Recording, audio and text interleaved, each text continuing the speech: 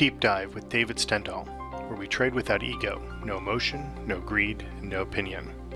Before we begin tonight's video blog, please read over our trading disclaimer and remember to trade smart and accept the reality that trading futures is risky. This presentation does not provide buy-sell recommendations, and our information is strictly provided for educational purposes only. As always, trade at your own risk and analysis. Hey, it's David Stendhal with tonight's Deep Dive. It is November 29th, 2017, and I thought I would look at Hogs tonight with the ETF being HOGS. And we spent a little bit of time here because there's some interesting things going on with the market, as well as how you can factor it into your portfolio. So I want you to have an open mind, because I'm talking about lean hogs. Do have an open mind here. So bottom line is that we have a little mixture going on here with the trend, as you'll see, where the short and intermediate are still pointed higher, but the intermediate is still in flux. We have the technical still strong across the board, and then we have some seasonal weakness that is going to start to pop up here. It's not super weak, but it is nonetheless, the projection is to the sideways to downside. And we just had the pivot high that occurred today. So let's go ahead and take a look at the trade station, and we'll pull up lean hogs LH, which was down about 0.75% today. And what you'll see is that the market as a whole has had a nice little surge here. If it'll pop up here, here's the surge in the last week or so. Well, 10 days, and you can see that we went from oversold condition, and this is the overbought condition, this magenta line here on the elastic level.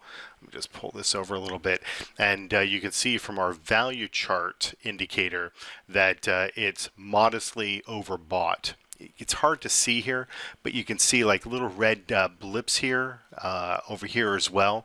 We don't have a red blip, which is an official term, by the way, but what we're looking at is the fact that it's yellow and it's now considered to be a little overbought, and it's a foreshadowing, it's forewarning. We do have the wave level, which had gone from negative. It's kind of more of an intermediate type trend, and it's just simply triggered to the positive here. So we'll see where the market wants to go. The major resistance that we're going to run into, we're running into resistance at the 200-day moving averages, which is what this line is. But if we're able to break above, then our next level of resistance would be kind of hard to see here, 70, I'll say 74.25, just rounding here a little bit. But that's kind of where things stand right now. So I believe for the most part that this surge we've had has just simply gotten a little ahead of itself, and it's going to take a little bit of a rest. So let's take a look at a couple of charts on the website, and you'll see what's taking place here. First thing, lean hogs are at the top of the top 10 seasonal accuracy of all the markets we have, where we have all four time frames. The 5, the 10, the 15, and the 20 are all seasonally accurate, and we have a high correlation between the current year and the individual time frames that I just mentioned, and that correlation is shown here in the dark blue line, and so that's why it's at the top 10. If we take a look at the seasonal charts, you'll see what I was alluding to, where the market has been trending higher. We have this little blip here when it comes to the seasonal charts, and this is where we stand right now. So the market, for the most part, for the remainder of the year, won't be until we get into a latter part or mid-January, so that we'd see any type of strength to the market. So it's not necessarily a seasonal full-out weakness, but it is telling us that the market is meandering. If we take a look at the 5-year chart, you can see that it's doing exactly the same thing. That the bias is not really to the downside, it's really just more of a sideways condition. So the seasonal charts aren't really telling us too much, and they really won't help us until we get into about mid-January, where we would see some type of a little bounce here. But I alluded to when I started this that we are going to talk not just about the market, but what it can actually do for your particular portfolio. So if you were to come to charts, come down to volatility, correlation volatility, you're going to get two charts here, a weekly correlation volatility and a monthly correlation volatility. And right now we're on the weekly. You can see lean hogs are at the top of the list. And here on the monthly, they are at the top of the list.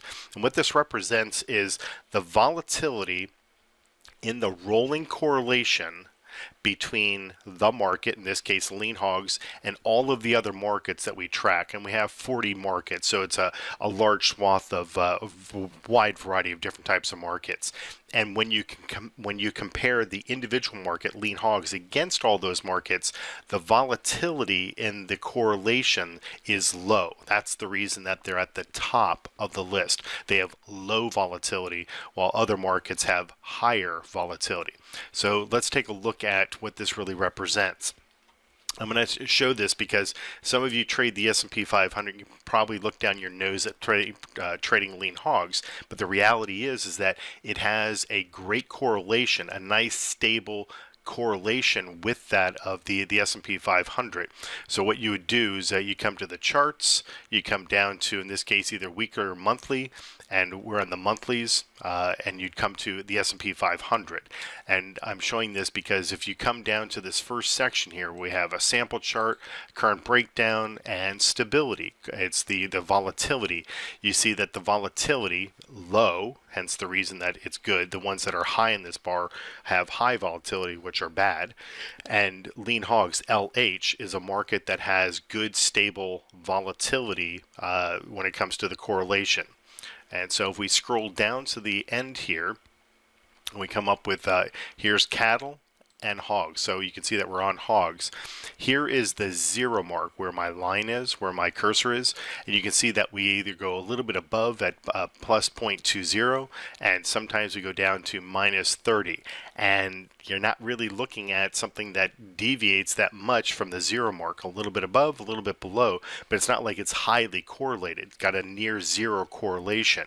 And you can see that the stability between this upper blue line and this lower blue line is stable. That's where all this data comes from. You don't need to know what the calculations are, but just simply realize that hogs is a great market for a small portfolio looking to diversify an S&P or, quite honestly, any type of equity type portfolio.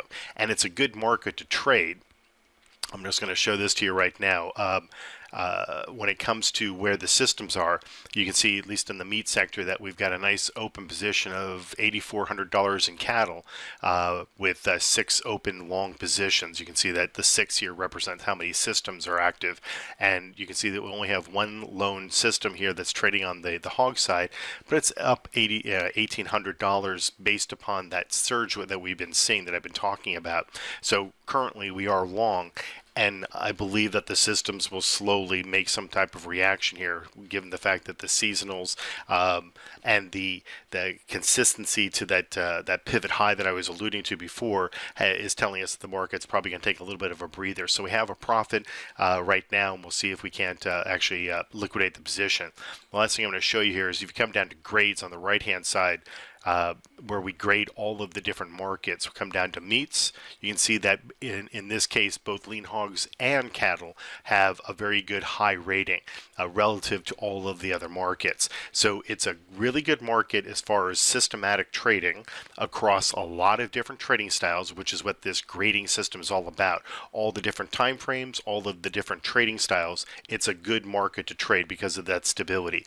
It has that correlation that I was referring to where the volatility is low against the market and all other markets. So it's a good market to incorporate into your individual portfolio, specifically on the S&P 500 and a lot of other markets, but specifically on the S&P 500, it has that nice stable 0 correlation. So bottom line is that what you're going to see here with hogs is a market that has gotten a little ahead of itself. Profit taking hopefully will be taking place here fairly soon with the systems. I'm not going to forecast what's going to happen there because they're going to do their own thing, but it is foreshadowing the fact that we do have a pivot high. We alluded to the fact that the seasonals are at a high point and probably going to go sideways, that this has probably done its job for the remainder of the year, and you probably want to, when the systems allow, liquidate this position, hold off in trading it because of the seasonal tendencies, as I was alluding to here, and we can pick this market up again maybe mid-January or so to take advantage of the little blip that will probably occur there, and then we have some other phases that we can trade as well.